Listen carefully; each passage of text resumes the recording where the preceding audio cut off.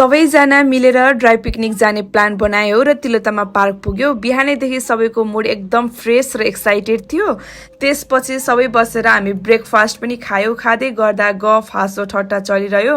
अनि बिचमा हामीले टिकटक पनि बनायौँ। म भाइहरूसँग यसो टिकटक र मम्मी माइजूसँग पनि मैले यसो टिकटक बनाएँ। त्यसपछि खाने प्रोग्राम जसमा चिकन रोस्ट एकदमै मिठो पेट फुल्ने गरी खायौँ। खाइसकेपछि बसिराख्न भन्दा के गर्नु भनेर हामीले एउटा गेम अर्गनाइज गर्यौँ जसमा जो पर्छ उसले केही न केही एक्टिङ गर्नु पर्थ्यो।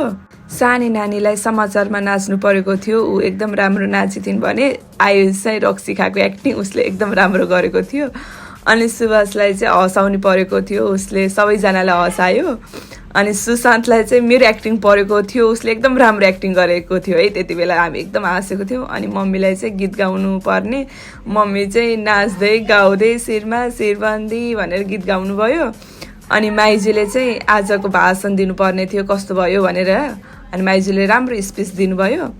अनि मलाई हेर्न सक्नु नै छ होइन, मलाई चाहिँ उर्वस पर्यो 20 चोटि म आफैलाई, सो स्याड। त्यो गेम त एकदम हाइलाइट भयो त्यो दिनको। त्यसपछि फेरि खाने राउन्ड, मोमो चटपटी खाइयो अनि घुमफिर पनि गऱ्यौँ, फेरि फोटो पनि खिच्यौँ अनि मम्मी र म यसो डान्स पनि गऱ्यौँ।